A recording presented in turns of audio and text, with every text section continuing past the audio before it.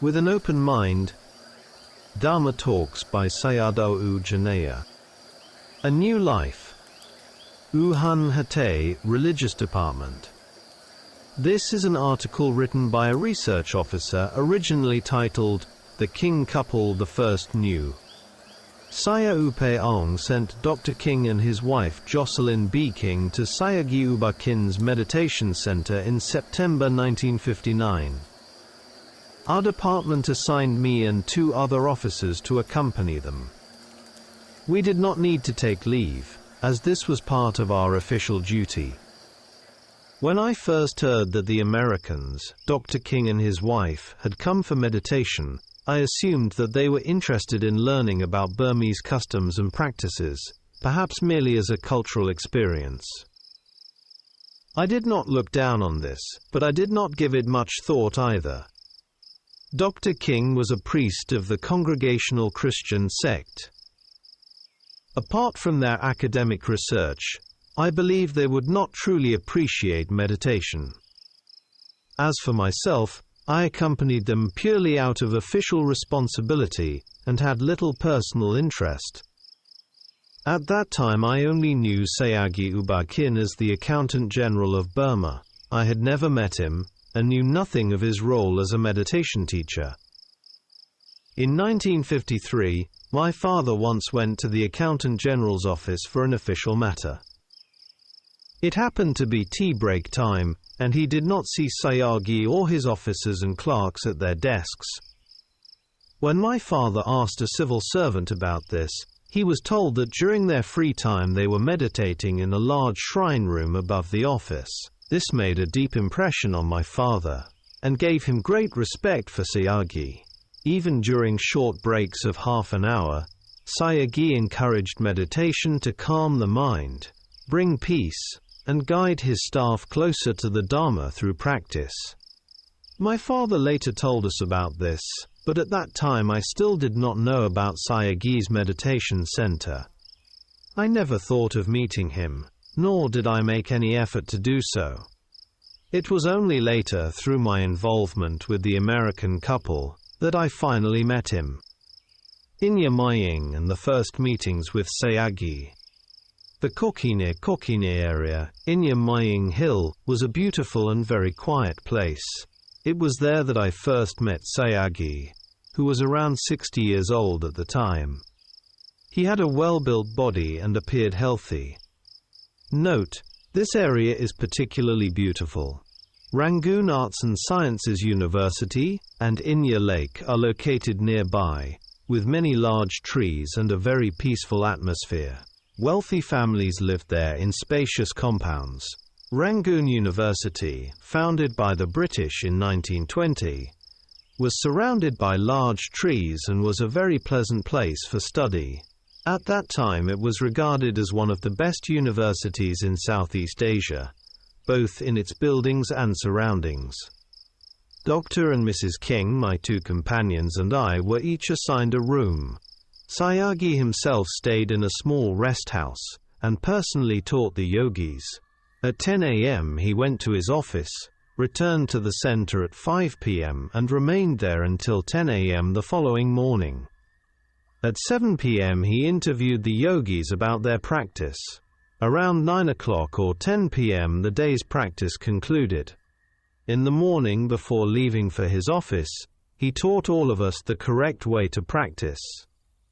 Sayadaw was calm and straightforward. If he had something to say, he spoke openly. He held great reverence for the Triple Gem, the Buddha, the Dharma, and the Sangha. At that time, however, I still did not know very much about Sayadaw.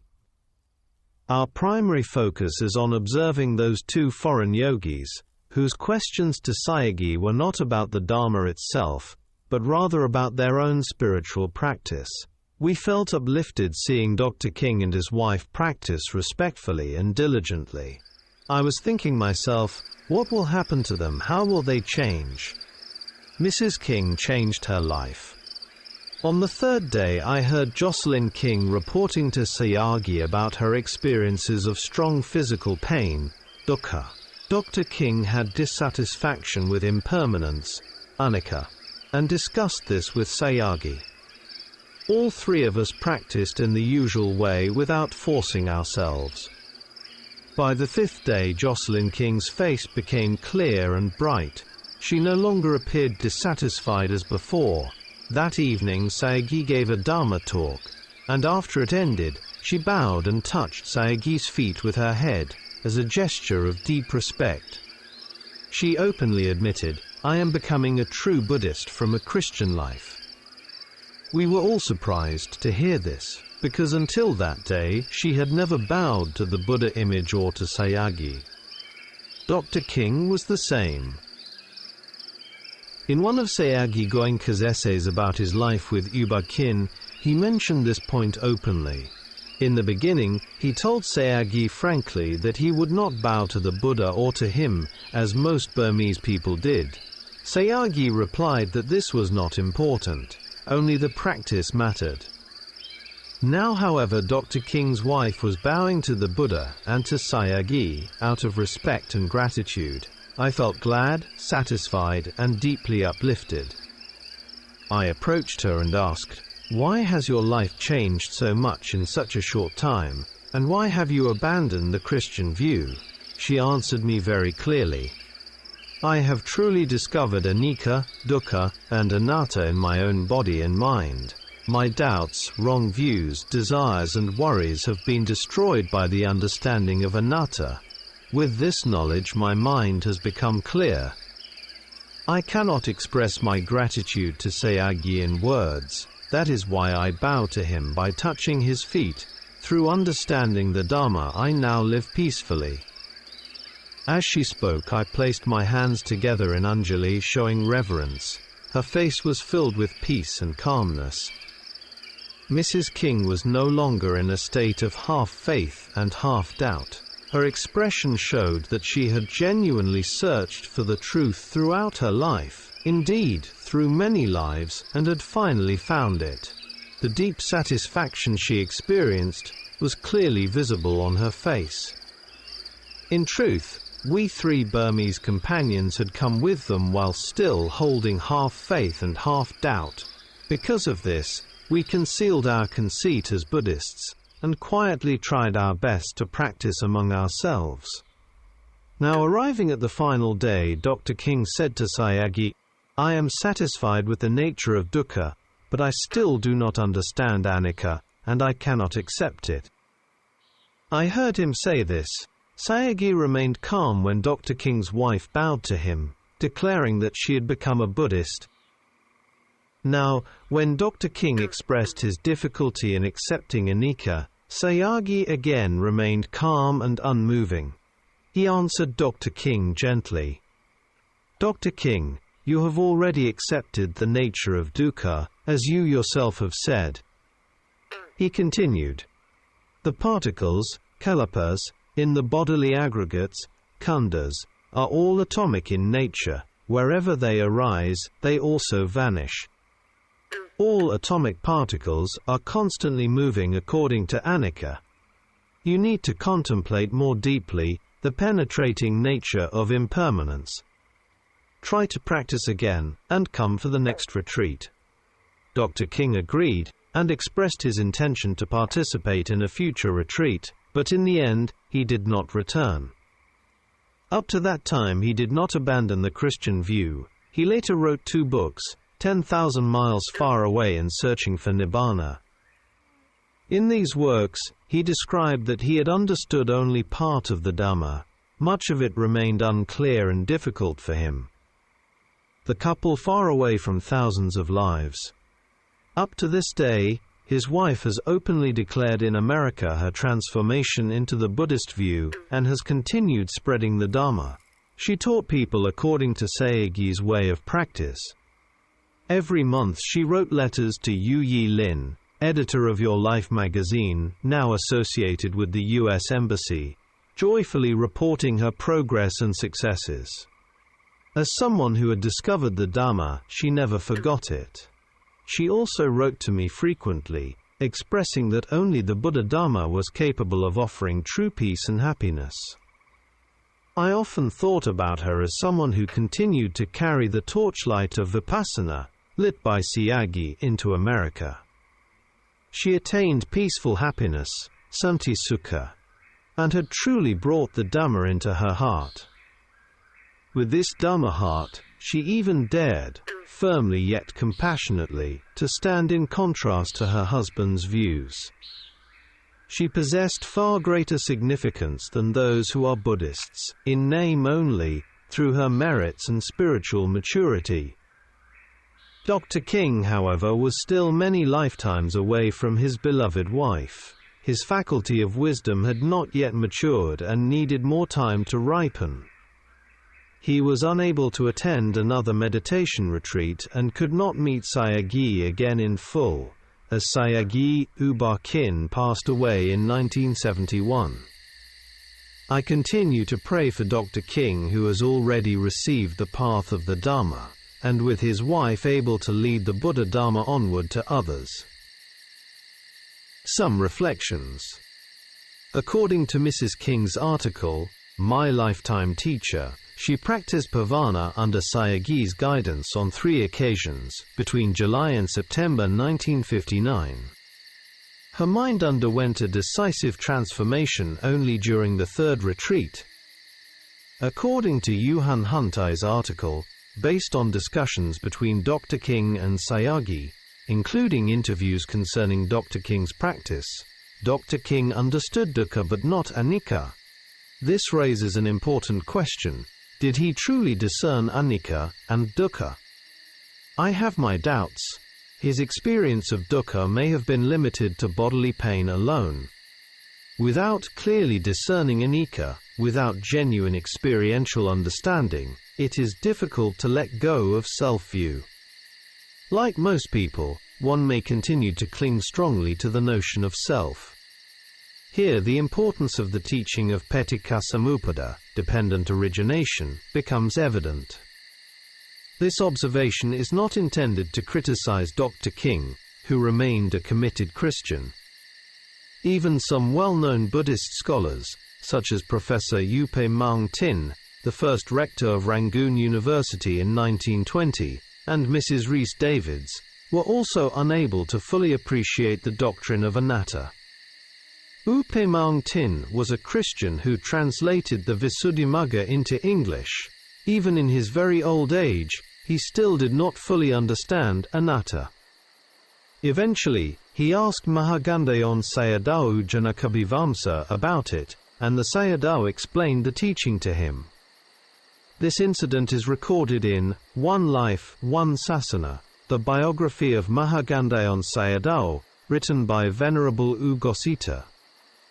Regarding Mrs. Rhys Davids' wrong view, most Western scholars are already aware of it. Self-view, Sakkayaditthi, is deeply rooted in the minds of living beings. Therefore, it is extremely difficult to abandon and let go of it.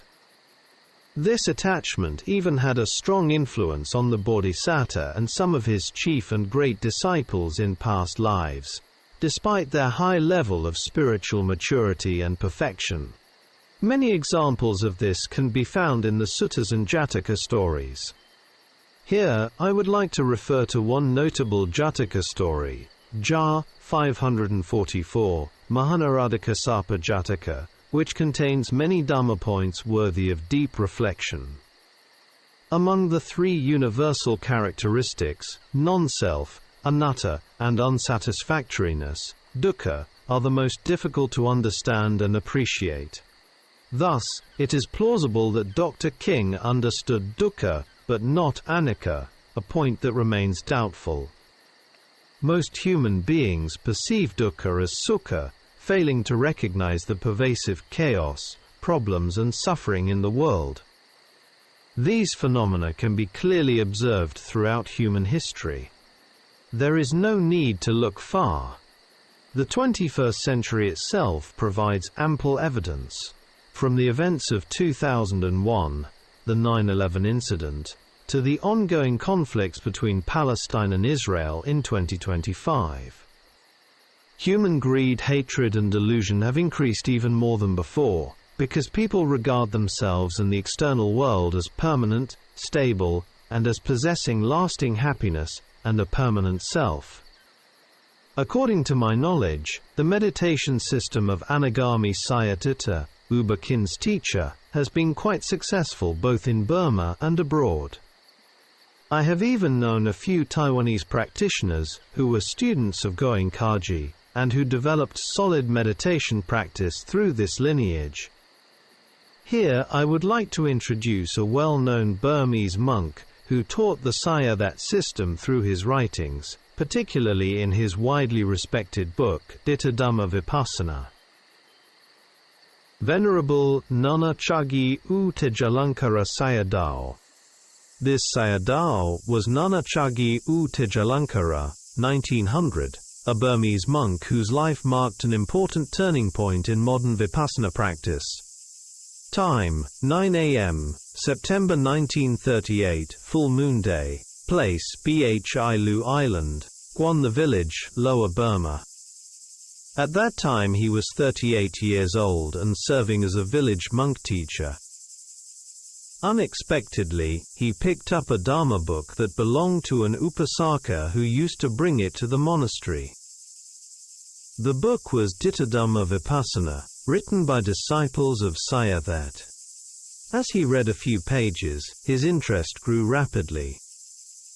He reflected, "This Dhamma is not written from book knowledge.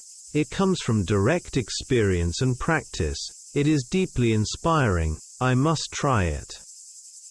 Immediately, he put the book down and began practicing Anapana meditation. Because of his accumulated parami, in that single sitting he directly experienced the taste of Dhamma. He completely lost awareness of time, continuing to sit without even hearing the sound of the wooden drum calling for the meal. After some time his disciples came and informed him of the missed schedule. From that day onward for 1 full week he stopped formal teaching. Together with the monks and novices he practiced Anapana meditation continuously. After this intensive week he resumed teaching during the daytime while continuing meditation practice at night together with his students. From 1938 to 1978, over a period of 40 years, he established many meditation centers throughout Burma and trained more than 600,000 yogis. It appears to me that Nana Keiji Sayadaw never met Anagami Sayadaw, who passed away in 1945. At that time in Burma it was considered taboo for a layperson to teach meditation to monks. On teachers' lineages and the spread of Ditta Dhamma Vipassana. To this day, no female meditation teachers have emerged in Myanmar. In Thailand, however, there were already a few notable women practitioners before, and possibly continuing into the present era, such as Mei Chi Kao, 1901–1991, Naeb Mahaniranon, 1897–1983, and Kon Ki Nanayon, 1901–1978. We can find their names in K. Tiavanich's Forest Recollection, Naeb Mahaniranon, and Kiki Nanayon. At the beginning of Sayadaw's teaching, some monks strongly opposed him, however he was able to overcome this resistance.